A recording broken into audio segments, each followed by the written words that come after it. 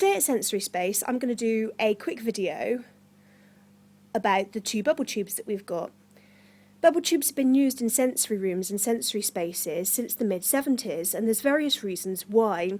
They have quite a few therapeutic uses. They're very good for children with anxiety.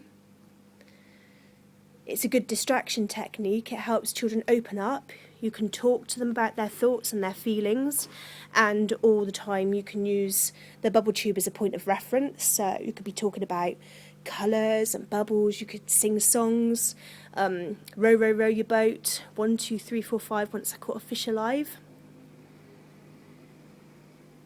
They're also good for people who have visual difficulties, because we've got the high contrast colours, we've got the upward movement of the bubbles, as well as we've got fish in these.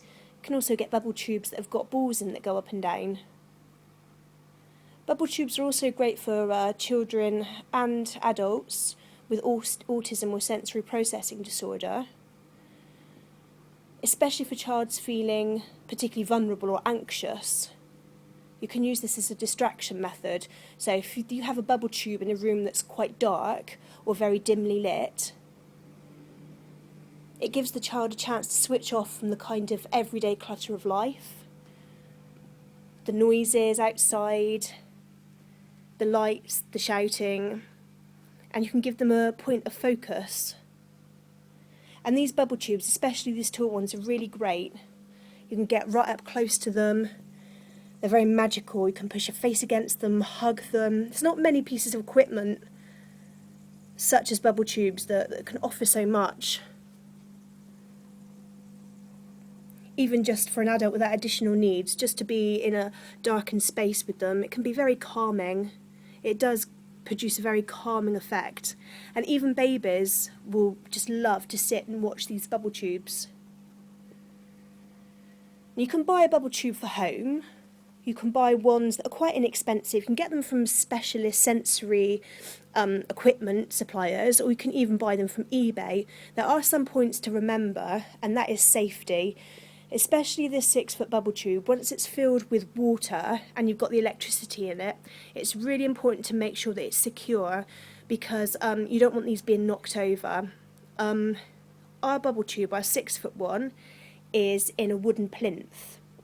This is a very sturdy, heavy piece of equipment made of wood. The bubble tube sits inside, and it's got a layer of foam and then white clean vinyl on the outside.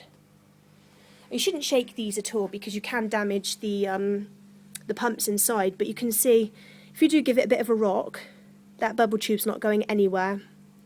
And it's really important to make sure these are safe before you let children near them. You can also buy a neck brace device. This is quite a specialist piece of equipment.